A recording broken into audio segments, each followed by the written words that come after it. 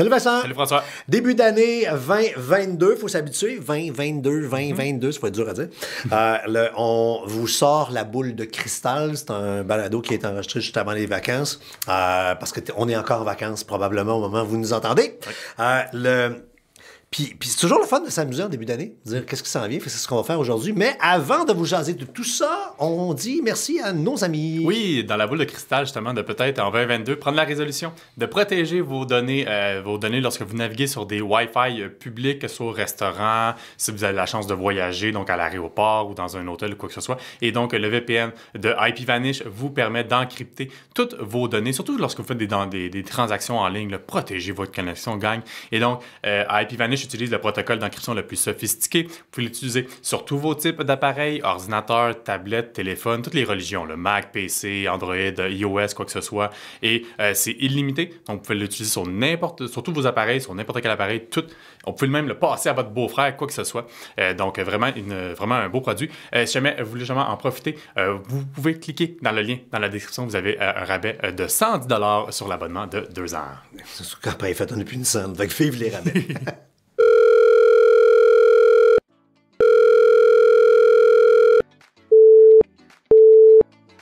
Vous êtes bien dans la boîte vocale de la mise à jour. Laissez un message. Allô les gars, je me demandais, faut-tu que je download le Wi-Fi dans mon Bluetooth pour mes plugins? En tout cas, rappelez-moi. N'ajustez pas vos appareils. C'est l'heure de la mise à jour avec FrançoisCharron.com et Vincent Paquette. C'est donc la mise à jour 1.10, 1.10. Fait que c'est notre boule de cristal, un florilège dans un désordre ordonné d'affaires qu'on pense qui vont arriver cette année ou qui vont marquer l'année. On commence par ce qui a marqué la fin de l'année, qui va marquer l'année, j'en suis convaincu, la double authentification. Google l'a imposé en novembre, juste avant Noël. Facebook a commencé par la porte d'en arrière en disant « Oh, les politiciens, puis les gens qui ont des comptes plus sensibles ». Mais clairement, en 2022, le grand public va être invité où on va leur imposer à avoir la double authentification quasiment partout. Puis pour rappeler aux gens, dans le fond, qui ne peuvent pas nécessairement écouter nos derniers balados, parce qu'on en a souvent parlé. Mais donc, le principe de la double authentification, c'est le principe que lorsque vous connectez, par exemple, sur Facebook, encore une fois, vous rentrez votre mot de passe et là, on va vous demander un deuxième code pour valider votre identité que vous allez recevoir via texto ou via une application qui génère des codes. Et justement, comme tu disais, Facebook ont commencé à l'imposer à certaines personnes. Puis on regarde ça, puis on peut pas mettre de côté sur le fait que Facebook va certainement l'imposer à tout le monde. C'est juste qu'une question qu'il y a tellement d'utilisateurs. C'est quoi, c'est 2 milliards d'utilisateurs? Ouais, c'est 2,4 milliards, puis tu comprends Facebook, parce que on dit toujours, si c'est gratuit, c'est toi le produit. Fait que Facebook ne veut pas mettre de barrière à l'entrée, parce que s'il y a ne serait-ce que 2, 3, 4, 5% des gens qui disent « moi, j'y vais plus » parce que effectivement, ça fait suer bien du monde, cette double authentification-là. C'est pas tout le monde qui a les deux appareils en même temps ou bon... C'est clair qu'il y a du monde qui vont arrêter d'y aller. Et Facebook fait de l'argent comment? Plus moi, je vois de pages sur Facebook, plus j'y vais de fois par jour, plus eux autres font de l'argent parce que c'est nous le produit, c'est nous qui sommes les bénévoles de Zuckerberg pour qu'ils soient encore plus milliardaires quand on va sur sa plateforme. Donc, lui... il veut que le monde vienne, mais de l'autre bord, on voit les vols d'identité et compagnie. Il s'en va vers le méta-univers. Il veut qu'il y ait du paiement dans sa nanana. Fait qu'on n'aura pas le choix de rendre ça sécuritaire, c'est clair. Non, c'est ça, exact, pour justement protéger notre identité. Puis combien de ressources eux-mêmes doivent déployer par rapport à des modérateurs qui doivent gérer des tickets de je me suis fait pirater, puis là, d'essayer d'aider, de regarder ton permis de conduire, si tu vraiment toi, quoi que ce soit. Donc, certainement, moi, je serais vraiment surpris qu'ils le fassent pas. Après, comment ils vont le faire? Ça, c'est la question. Moi, si j'avais apparu un petit 2, je pense qu'il irait par région. Là, on va commencer, par exemple, par l'Asie ou l'Amérique du Nord. Drummondville. Oui, c'est précisément Drummond. Vous autres. Toi, Drummond, c'est la rue Lindsay, c'est toi. Non, effectivement, on risque de commencer par des... Ils vont commencer par certains pays pour voir comment ça réagit, puis peut-être commencer sur une base volontaire en poussant le monde au début. Bref. Ce qui va aussi probablement marquer l'année, on commence à voir à travers le monde soit certains procès ou certains organismes régulateurs qui commencent à vouloir mettre un peu plus de pression sur les gros joueurs. Est-ce qu'on s'en va vers je vais le dire gros, je pense pas, là, mais vers un démantèlement de Google, de Facebook, assurément pas. Mais est-ce qu'on va commencer à avoir des morceaux s'enlever? Tu sais, Facebook, là, ils sont obligés de vendre ton Giphy, oui! Écoute, non, mais t'es tout le temps là-dessus. Là, les réactions par GIF, c'est un must à n'importe quelle conversation. Mais effectivement, puis là, on parle de Google, mais en fait, c'est plutôt Alphabet, hein, justement, puisqu'ils ont voulu se distinguer pour forcément peut-être prévoir le coup à un moment donné, le jour où ils vont falloir qu'ils se départissent de, je sais pas, peut-être pas YouTube, là, je serais vraiment surpris qu'ils s'en départissent, mais de peut-être leur côté Nest, tout ce qui est Nest, tout ce qui est, je sais pas, je pensais à Google. C'est ça, parce que là, tu dis, parce que quand tu réfléchis, tu dis, ta minute, là, ils sont vraiment tentaculaires, ces entreprises-là. Tu sais, Google, c'est le moteur de recherche à qui on dit tout. Parce qu'ils en savent des choses là, avec toutes les recherches qu'on fait. Et là, si c'est eux, effectivement, qui ont Nest, qui ont aussi le OK Google. Fait que là, je tape des mots, je parle à la machine, c'est ma caméra, c'est ma maison intelligente. Ah boy, ils sont au courant de bien des affaires. De l'autre bord, on regarde Facebook qui s'appelle maintenant Meta. Ben là, Meta, c'est Facebook. C'est également Instagram. Messenger, WhatsApp, Oculus, effectivement. Avec le Meta-univers qui s'en vient, là, donc une espèce de vie virtuelle qu'on va vivre. Jusqu'à quel point ces joueurs-là sont trop gros. Beaucoup de gens se posent la question. Ouais. Mais clairement, il va y avoir ils se font taper sur les doigts. Mais ce qu'on va voir aussi... et merci aux Français qui sont très à l'avance là-dessus. On va avoir des lois. Toute l'Europe, là. Effectivement, tu as raison. On va avoir de plus en plus de lois pour réglementer. Parce que si on attend que les méchants capitalistes se contrôlent et se donnent la vie dure, ben ça n'arrivera pas. Là. Non, ça, c'est la pensée magique de la droite, là, souvent. Ouais. Mais effectivement, puis je ne l'ai pas noté dans le document, puis j'irais même plus loin aussi par rapport à ça. Un autre joueur, je pense, qui risque de devoir démanteler son modèle d'affaires un peu, c'est peut-être Apple, avec son fameux Apple Store qui est attaqué de toutes parts, comme quoi c'est une position dominante, outrageuse, parce qu'effectivement, sur iPhone, si tu veux télécharger une application, tu n'as pas le choix de passer par là. Puis là, Apple collecte une taxe d'environ 30%. Fait que si tu connais, puis c'est niaiseux, là. Tu veux juste t'abonner à Netflix, si tu le fais à travers l'App Store, tu payes 30% à Apple. Pas pour rien qu'ils sont devenus milliardaires, c'est vraiment l'App Store qui a fait ça. Puis là, on a vu avec l'Epic Store qui sont allés en cours contre eux. Je voyais même ce matin le Royaume-Uni qui s'attaque justement par rapport à ça, même du côté de Google avec le Play Store, comme quoi c'est déloyal comme présence parce que c'est nativement installé dans le téléphone. Tu n'as plus le choix nécessairement. Pas que tu n'as pas le choix, mais c'est clairement mis dans ta face, puis c'est ça que tu utilises pour télécharger une application. Donc j'ai l'impression que ce soit Google ou bien Apple, eux autres aussi vont devoir peut-être changer un peu leur approche par rapport au téléchargement d'applications, leur catalogue, donc leur boutique. Puis Apple va toujours se cacher derrière le fait que, vous voyez par exemple, hein, quand on va sur françoischaron.com, il n'y a pas souvent des chroniques en disant qu'il y a des problèmes avec nos applications. Ouais. Alors que dans Android, tu peux télécharger ce que tu veux, mais regarde ce que ça donne aussi. Hein? Je veux dire, écoute, la quantité de chroniques. Allez sur françoischaron.com dans le moteur de recherche et tapez problème de sécurité avec application Android, c'est quasiment rendu un running gag. Oui, non, effectivement. Sur l'Apple Store, effectivement, étant donné qu'ils scrutent tellement à la loupe les applications, c'est vrai qu'on n'en voit pas nécessairement certaines qui sont malveillantes. Par contre, il existe des stratagèmes pour t'abonner à des espèces d'abonnements payants que tu t'en rends pas compte après 3 jours, puis ça te coûte 150$ par mois. Là. Fait il y en a quand même, malheureusement, sur l'Apple Store, mais effectivement, la quantité comparée à Google, est absolument pas comparable. Depuis 2-3 ans, là, il y a une catégorie de produits qui explose, c'est tout ce qui est produits intelligents. Moi, j'ai la ferme conviction que 2022 va être le véritable an 1 de la maison intelligente. Le monde va essayer, puis en COVID oblige, on a encore du temps un peu durant l'hiver. On va avoir envie d'interconnecter ça, là, que ça se parle. C'est bien beau. Là, présentement, on a une ampoule dans le coin qui marche avec une application A. Le thermostat de la cuisine de marque X marche avec l'application B. L'autre, dans le salon, c'est ridicule, c'est pas ça une maison connectée. Je pense que là, on commence à voir une volonté de l'industrie de nous proposer des hubs, là, des patentes pour que tout se parle ensemble. Ouais, mais c'est sûr que ça fait la guerre, ça fait rage dans les différents écosystèmes, que ce soit Google avec les appareils Nest, encore une fois. Pas Nest, excuse-moi. Oui, Nest. Puis après ça, Amazon avec leurs appareils, que ce soit les Ring ou quoi que ce soit, les Echo. Ça, déjà, il y a cette guerre-là. Mais après ça, tout ce qui est autres produits du domotique, je regarde des thermostats intelligents. On voit ILO aussi qui sont très agressifs dans le marché québécois. Effectivement, d'avoir une solution unifiée, parce que tu en parles justement, moi chez nous, j'ai 2 thermostats de compagnies différentes, puis c'est sûr que c'est pas super pratique, là, effectivement, de pouvoir... je voudrais que ça soit une meilleure cohésion d'équipe, en fait. Là. Puis effectivement, surtout le thermostat intelligent, je pense que vraiment l'année 2022, on le voit comment déjà à la fin 2021, mais 2022 va certainement marquer le coup. De plus en plus de personnes qui vont s'intéresser à ça, puis petit pas va loin.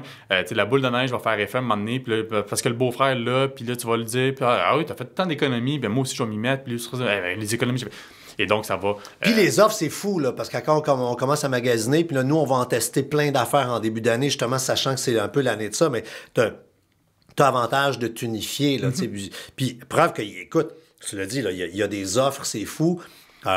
Au bureau, juste avant les fêtes, on a mis des thermostats Misa, qui est un fournisseur canadien un peu partout. T'as des Québécois qui sont un peu fâchés contre Hydro-Québec parce qu'ils ont leur thermostat, rappelle-moi, Sinopé.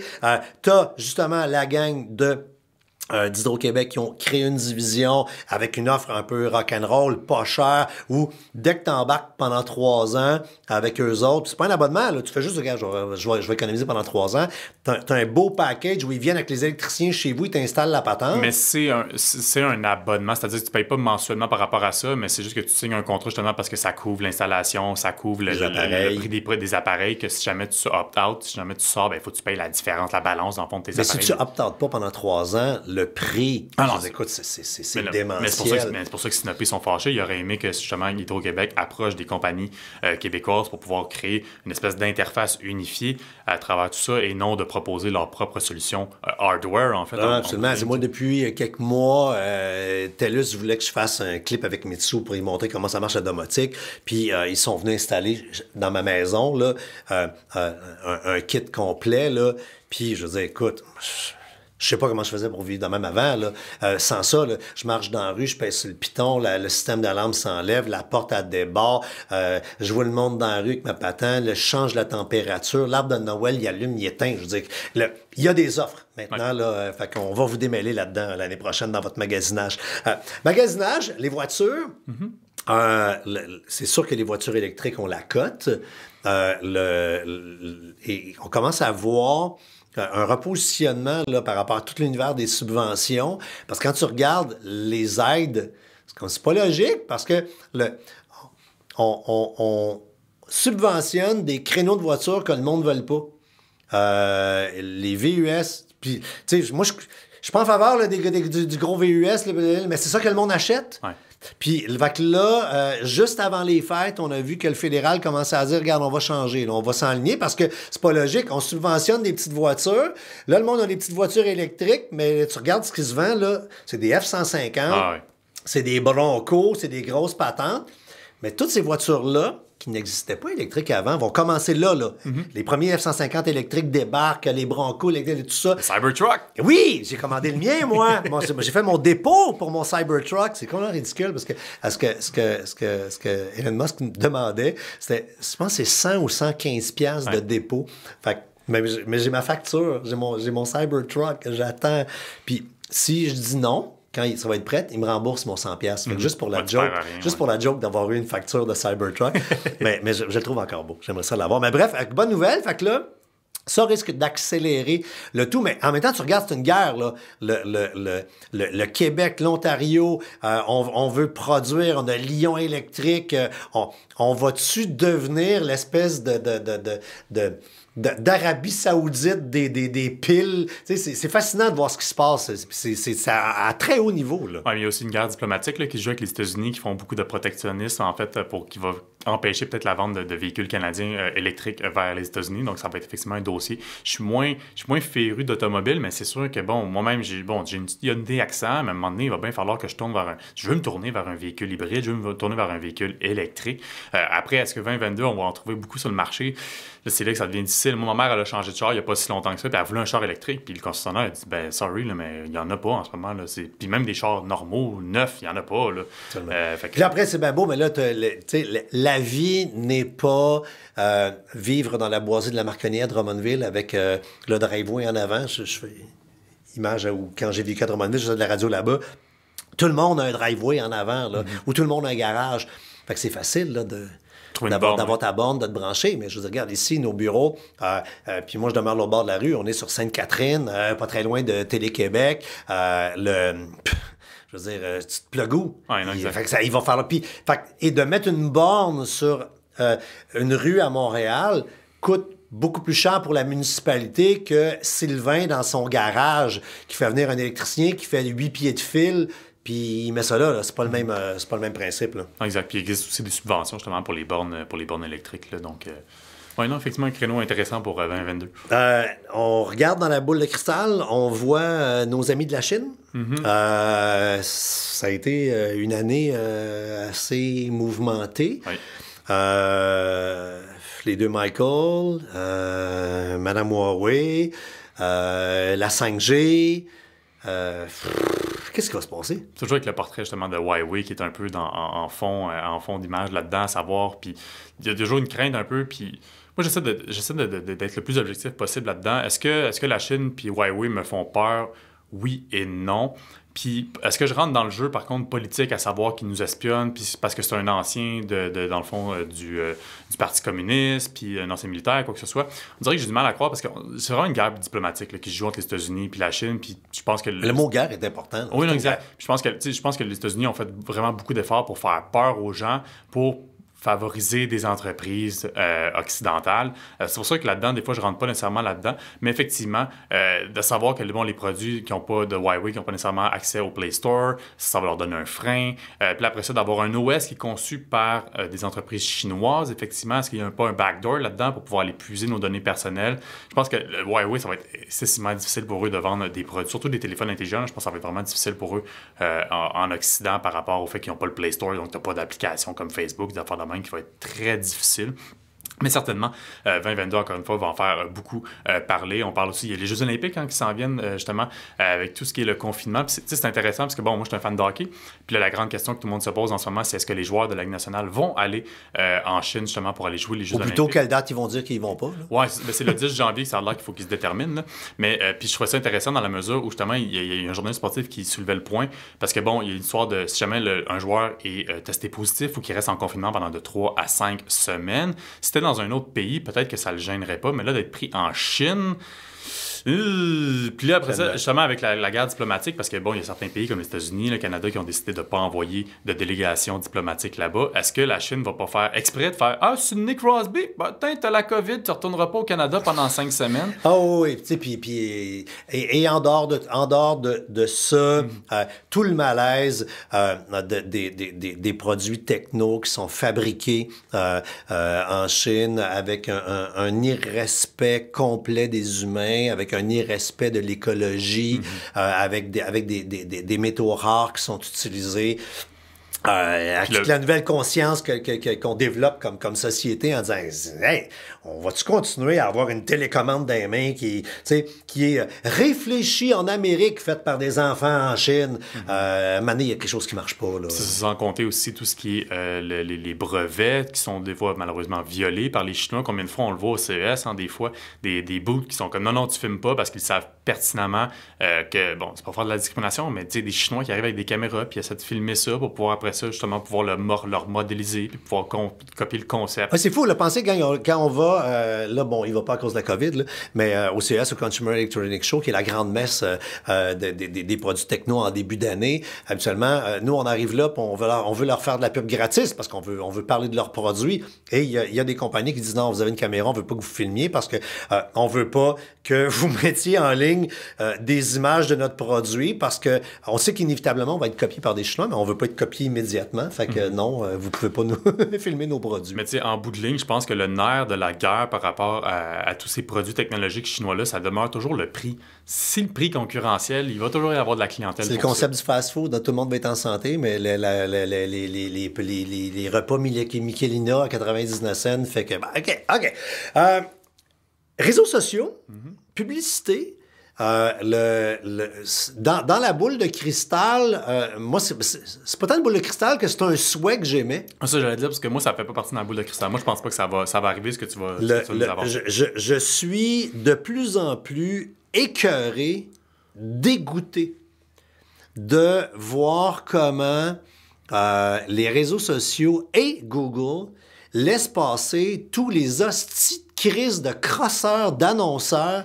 Ils le savent. Je suis convaincu qu'il y a des signalements. Si toi et moi, quand on arrive... je suis fâché. Quand toi et moi, on arrive et on se branche dans Facebook, puis on le voit, là, crosseur 1, crosseur 2, crosseur 3, dans Google, il y a des Google Ads. Tu le dis, fraudeur, fraudeur, fraudeur. Si nous, comme humains, on le détecte, eux, avec les signalements et leur intelligence artificielle, le savent. Mais ils engrangent des milliards de dollars. Si c'était rien qu'eux autres qui se créent de l'argent dans les poches, good. Ce qui me met en tabarnak, c'est que là, t'as Sylvain ou Sylvie, un humain honnête, qui n'est pas renseigné sur cette affaire-là, qui fait comme « Ah, ça a l'air le fun », puis qui se fait pogner, qui va perdre son cash. On est chanceux au Québec, on ne perd pas trop notre argent quand c'est carte de crédit, on a la rétrofacturation, tu te bats, tu te chicanes. Calvaire, comment ça se fait qu'on accepte que ça existe? C'est des entreprises cotées en bourse.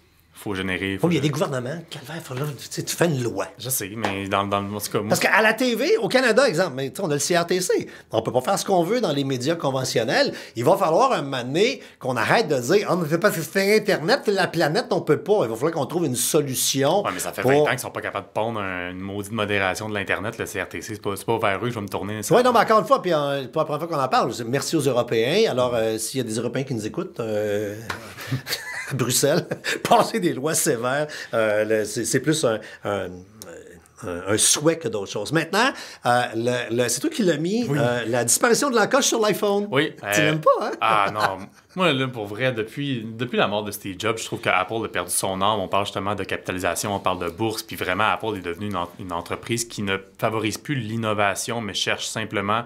je trouve, à créer des problèmes pour te vendre une solution. Ils font de l'argent. Le Apple, même si ses parts de marché dans certains créneaux baissent, et ont quand même baissé pas mal, a jamais fait autant d'argent. Parce que Steve était un gars qui voulait inventer un univers et, de façon très transparente, le nouveau boss, lui, veut faire du cash. Non, exact. Puis on en parlait justement précédemment par rapport à tout l'App Store. Puis c'est de ça qu'ils puisent massivement leur argent. Là, c'est pas le hardware, c'est pas ben oui, les iPhones, principalement. Qu'est-ce que tu veux dire là, par l'encoche du iPhone? Ben, c'est la fameuse petite bande noire qu'on retrouve dans le haut depuis, je pense que c'est le iPhone X, on retrouve ça. Si vous regardez, là, je l'ai dans mes mains. Sinon, non, je parle de l'encoche ici dans l'écran. Oui, l'encoche noire qui fait en sorte que t'as pas un écran full screen. Ça m'énerve! C'est lettre rare, je comprends pas. Puis j'aime pas plus les téléphones Android avec un poinçon. Là, de plus en plus, on commence à avoir des téléphones qui réussissent à immiscer la caméra en dessous de l'écran.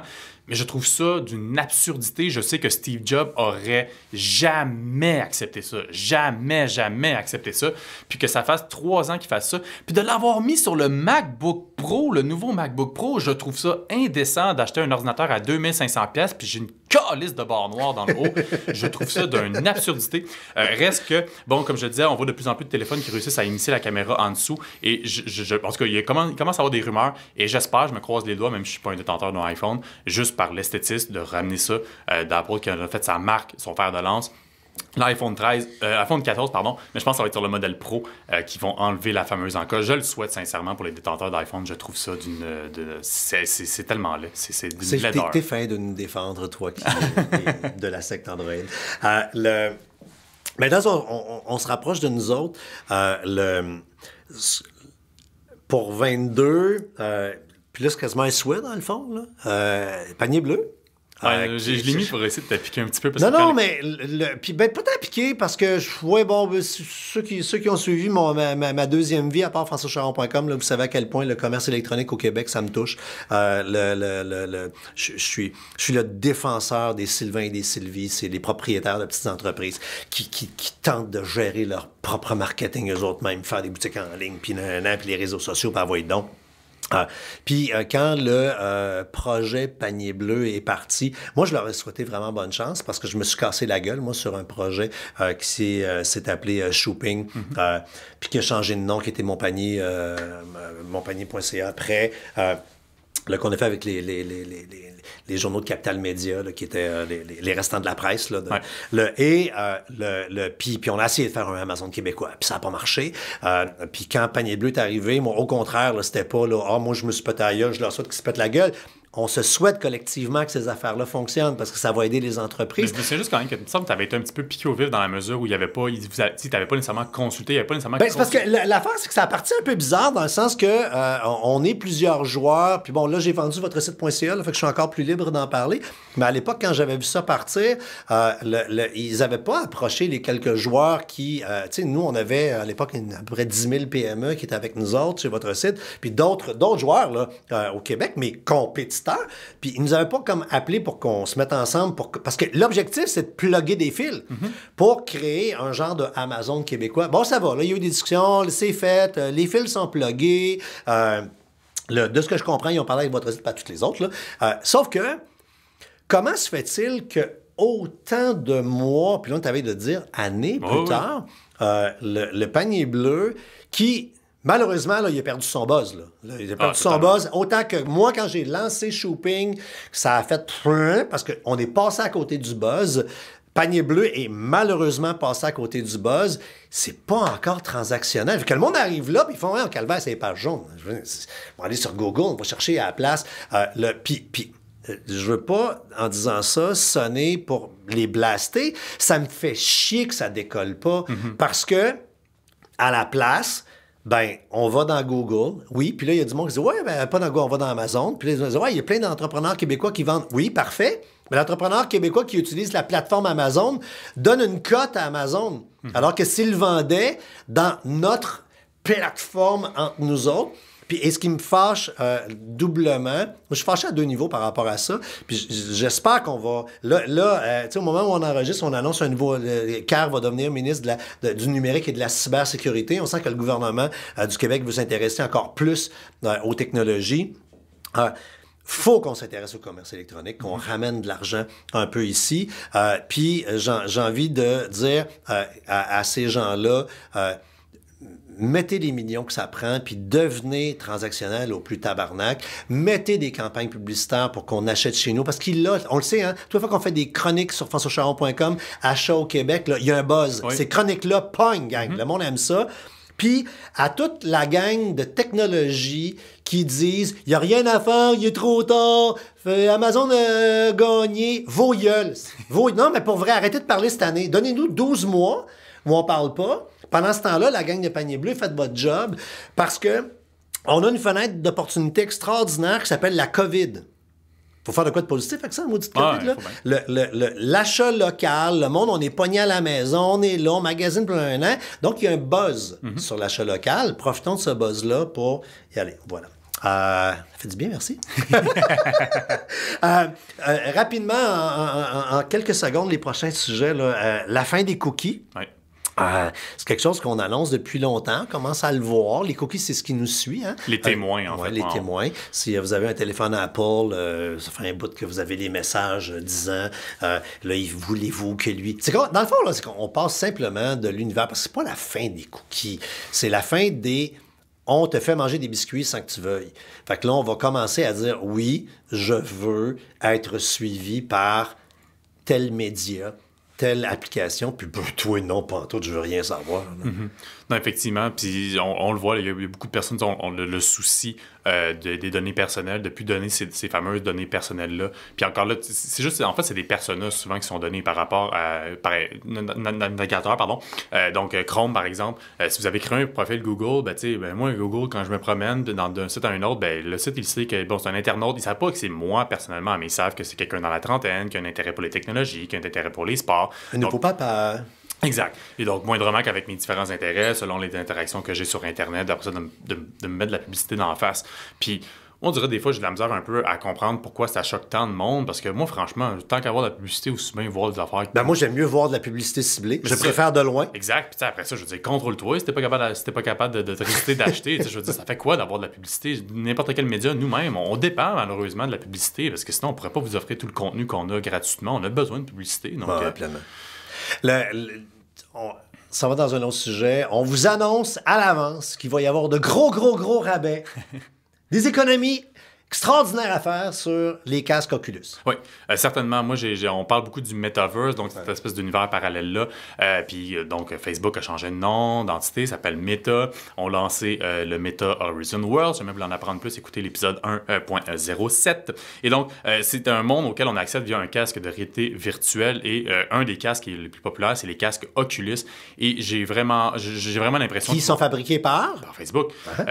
Puis vraiment, j'ai l'impression qu'ils vont faire un peu la stratégie de l'imprimante. Donc, de donner le produit, ça coûte vraiment pas cher, puis après ça, tu rentres là-dedans, puis avoir été dans Android dur, puis là, maintenant, tu veux passer du temps dans ce fameux Metaverse-là, parce qu'il va y avoir une course qui va être faite par rapport à quel monde dans lequel on va aller passer du temps virtuellement, et j'ai vraiment l'impression que Facebook... Bon, là, Facebook Horizon World est très embryonnaire, pas beaucoup de choses, mais au cours de l'année 2022, certainement que ça va être bonifié. Et moi, j'ai l'impression qu'à Noël, l'année prochaine, là, dans la période des fêtes, là, ça va être en méga liquidation, puis ils vont faire vraiment une grosse offensive pour essayer de te mettre un casse à la tête puis de passer du temps virtuel.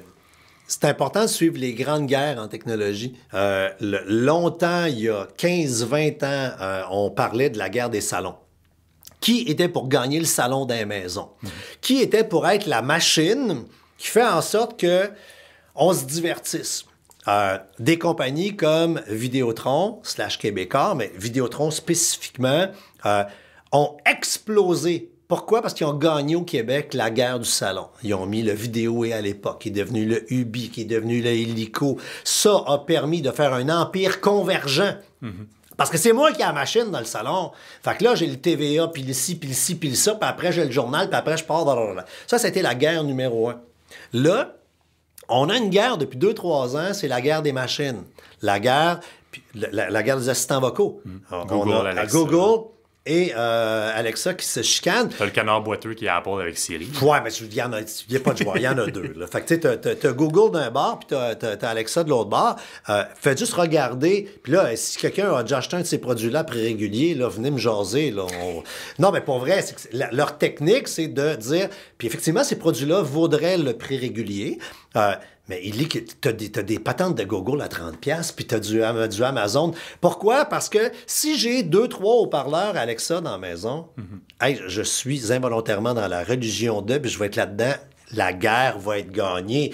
Les casques de réalité virtuelle, même principe. Si Facebook réussit à rentrer en premier avec juste son petit parc d'attractions, 2-3 petites affaires, c'est encore bancal, mais c'est pas grave, puis qu'on nous sac des casques pas chers, puis que là, t'achètes ça à ton enfant en cadeau parce que c'est pas cher, puis lui, il pense que tu lui as donné un cadeau de 300$, tu l'as payé 42$. Là, par la machine, on va avoir gagné le marché. Fait que certainement quelque chose à regarder dans l'année 2022. Cool. Et en terminant en quelques secondes, l'essor des NFT. Oui, c'est les Non-Fungible Tokens qui est lié un peu à la crypto-monnaie. On l'a vu de plus en plus vers la fin de l'année 2021, notamment, par exemple, le Canadien de Montréal qui se sont mis notamment à vendre. Donc, c'est l'idée d'acheter des artefacts numériques, d'acheter une œuvre d'art numérique qui est liée, dans le fond, dans la crypto-monnaie. Acheter la photo originale. C'est lié dans la blockchain. Donc, c'est toi qui as l'unique détention de ça. Donc, vraiment, je pense que 2022, ça a commencé en 2021. Les gens se sont intéressés de 1 à la crypto-monnaie, de 2 au NFT. Et là, vraiment, je pense que 2022, ça va devenir de plus en plus populaire. Oui, vous allez voir arriver là, des encryptions bout en bout. Là. C'est fini d'envoyer des affaires en clair. Là. Il va y avoir du ménage un peu dans la sécurité de nos informations. Exact. Demandez n'importe quoi, presque. C'est le temps maintenant des petites questions, une plus sérieuse, une un peu moins. Oui, on a Guylaine Thériault qui demandait « Est-ce qu'il y a un moyen de savoir si un courriel vient véritablement de Facebook? » On parle de fraude souvent, donc ces fameux courriels d'hameçonnage-là. Puis je répondrai à Mme Thériault qu'en fait, il y a deux façons de le savoir. De un, le truc numéro 1, que ce soit Facebook ou n'importe quoi, toujours aller regarder quelle est l'adresse courriel de l'expéditeur. C'est le meilleur moyen de le savoir. Si c'est marqué jean-guy@facebook.com, bien clairement, c'est pas Facebook. Parce que c'est facebook.important@gmail.com ou à hotmail.com, quoi que ce soit. Déjà, ça met la puce à l'oreille. Sinon, il existe un deuxième truc.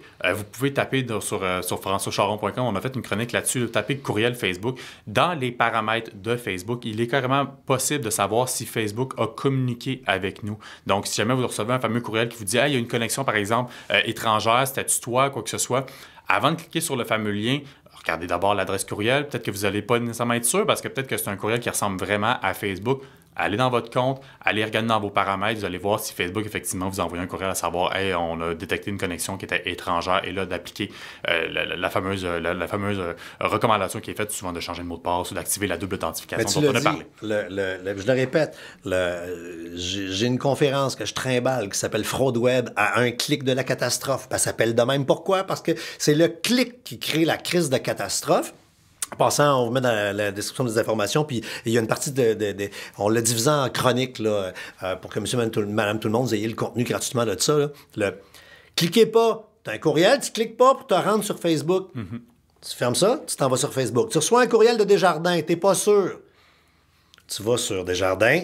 Fait que dès que tu cliques pas, t'es correct. C'est ça qui crée le problème. Maintenant, la petite... Oui? Puis c'est pas aussi le fait d'ouvrir un courriel qui va poser un problème. Il y a bien des gens, des fois, qui sont comme « Ah, si j'ai ouvert le courriel, ça pose problème. » C'est le clic dans le courriel qui crée le problème. Exact. OK. Deuxième question qui nous vient de Jean-François Lafrenière. Qu'est-ce que vous aimeriez personnellement accomplir en 2022?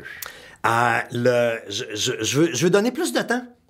Du temps Du temps. Entre autres, la gang d'Incertec qu'on parraine, à qui on donne beaucoup de hairplay, on leur donne de la médiatisation, mais je veux leur donner du temps. Je veux passer plus de temps que mes parents. Le temps.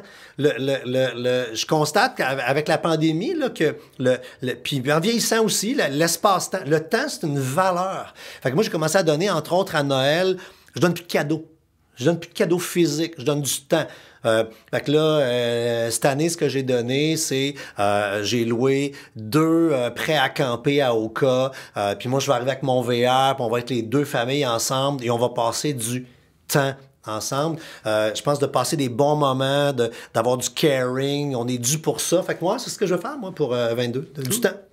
Moi, je vais avoir l'air un peu têteux, mais je suis quelqu'un qui s'investit beaucoup dans les projets dans lesquels il travaille. Puis bon, la mise à jour, un nouveau projet qui m'emballe vraiment beaucoup.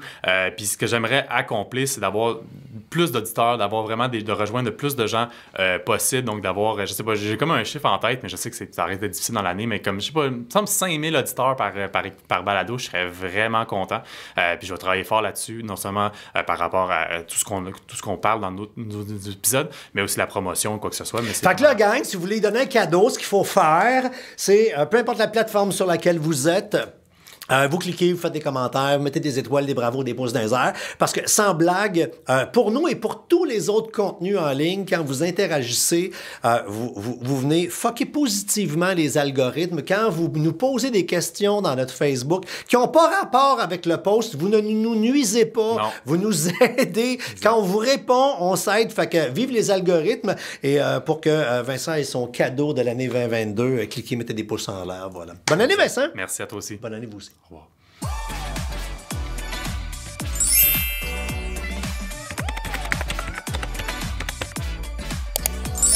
Votre mise à jour est complétée. Au revoir.